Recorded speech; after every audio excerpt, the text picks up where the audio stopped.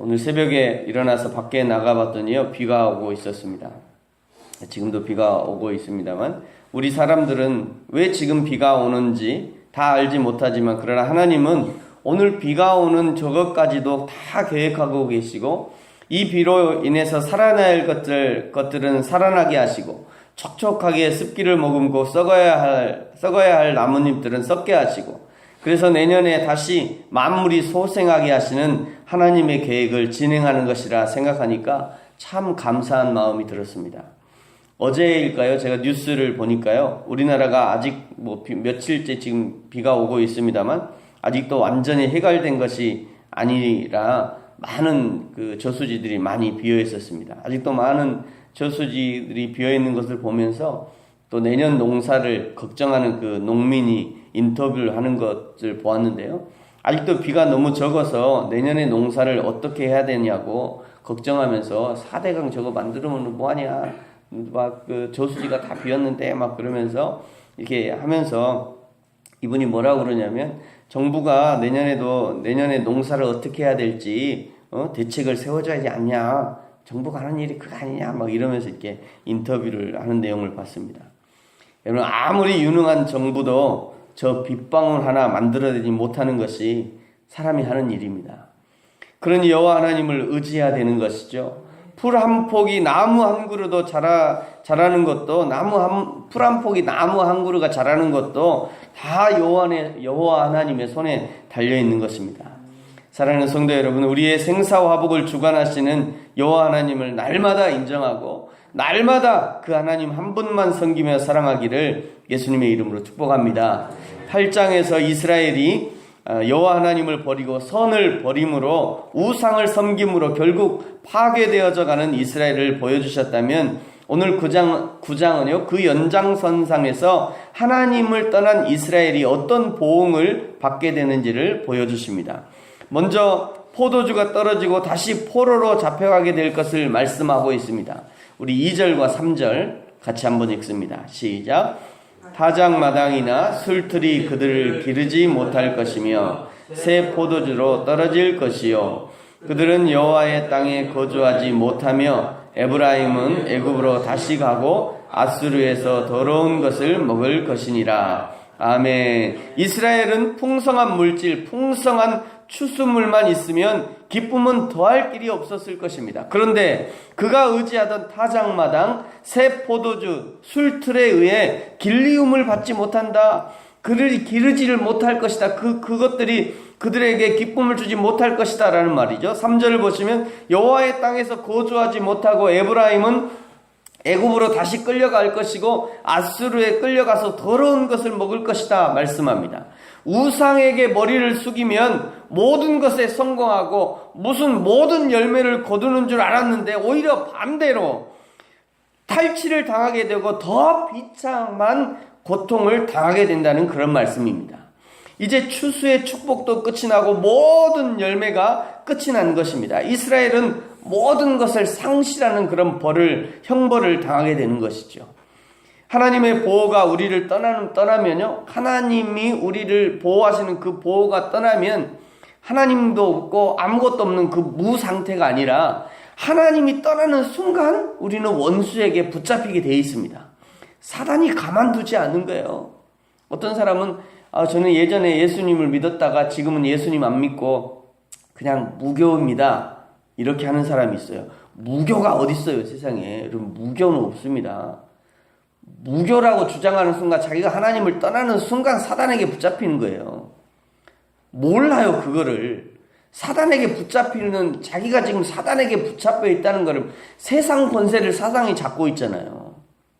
그러면 내가 하나님을 떠나는 순간 사단에게 붙잡히는, 어떤 사람은 심하게 붙잡히는 사람이 있는가 하면 어떤 사람은 살짝 붙잡히는 그 차이인 것 뿐이지, 우리가 하나님을 떠나는 순간 사단에게 붙잡히는 것입니다.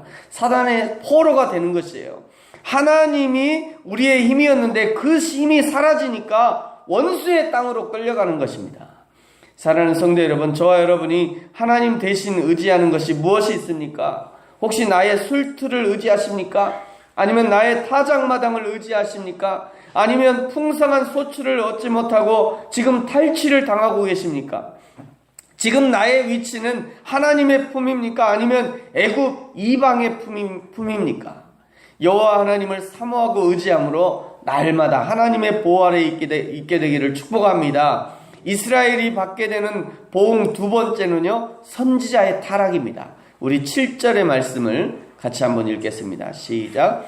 형벌의 날이 이르렀고 보응의 날이 온 것을 이스라엘이 알지라. 선지자가 어리석었고 신에 감동하는 자가 미쳤나니 이는 내 죄악이 많고 내 원한이 크민이라. 아멘. 하나님을 살펴야 하는 선지자가 어리석게도 우상을 살피는 자가 되어버렸습니다. 하나님의 신에 감동되어야 하는 자가 우상에게 밀쳐 날뛰고 있다고 말씀하는 것이죠. 8절은요, 백성들의 보호자와 파수꾼이 되어야 될 선지자가 오히려 새 잡는 그물이 되어버렸습니다. 그러니 하나님의 전에 기쁨과 감사가 충만해야 되는데 오히려 원한이 가득한 것입니다. 8절 기브야의 시대와 같이 심히 부패했다라고 평가하는 것입니다.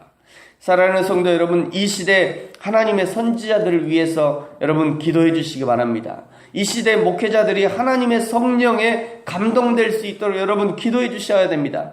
이 시대 목회자들과 교회가 성도들의 피할 바위와 피난처의 역할을 할 수 있도록, 그리하여 교회의 사명이 회복되어지고 목회자들의 사명이 회복되어질 수 있도록 기도해 주시기를 바랍니다.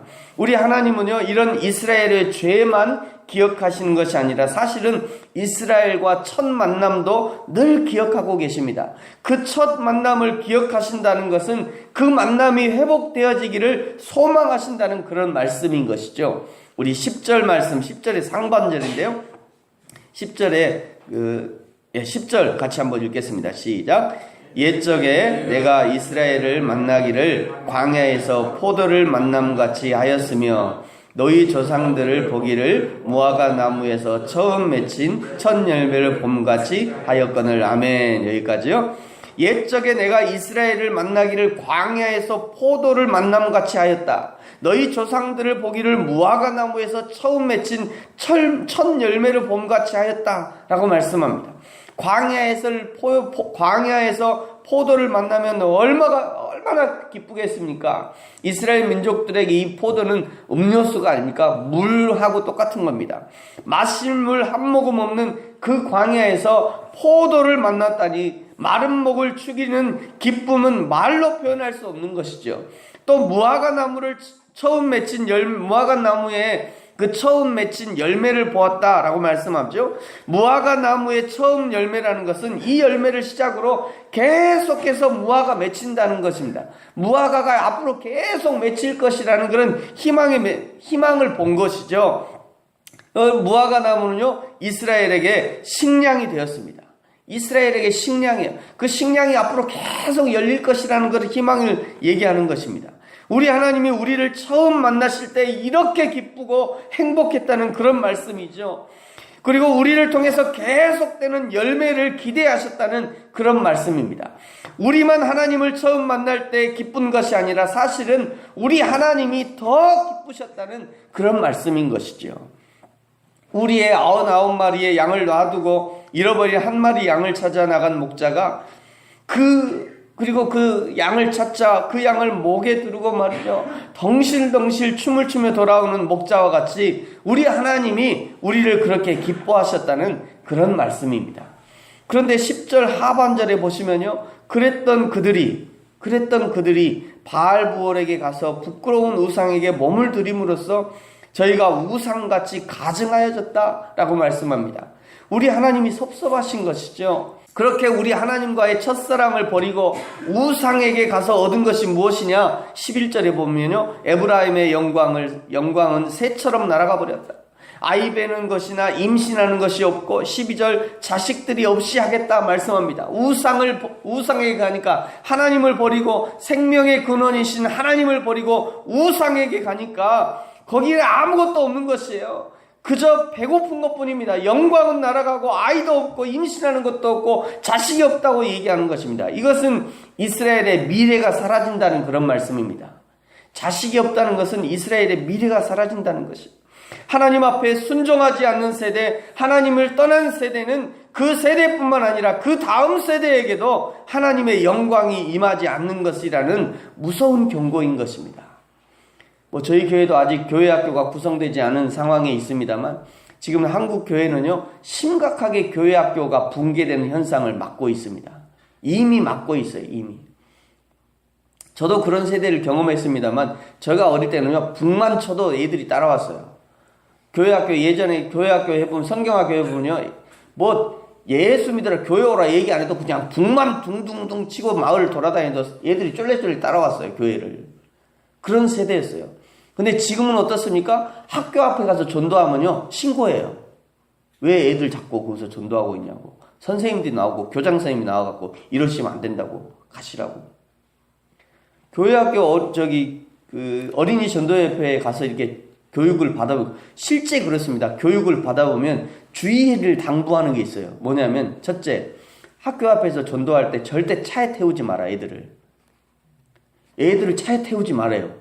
교회 데리고 갈 때 어느 교회로 와라 이래야지 애들을 차에 태우면 바로 신고한대요. 우리 아이를, 어떤 아이를 지금 어느 초등학교 앞에서 차 번호 몇 번이 어떤 아이를 태우고 갔다. 신고 들어가는 순간이요. 이건 이제 형사 쪽으로 이렇게 바로 걸리는 거예요. 지금 무서운 세대가 돼버렸어요. 무서운 세대가. 근데 문제는 뭐냐면 이런 일로 인해서 다음 세대가 사라진다는 것이 문제예요. 교회의 다음 세대가 사라집니다. 교회에. 그럼 우리 다음 세대가 없다는 거예요.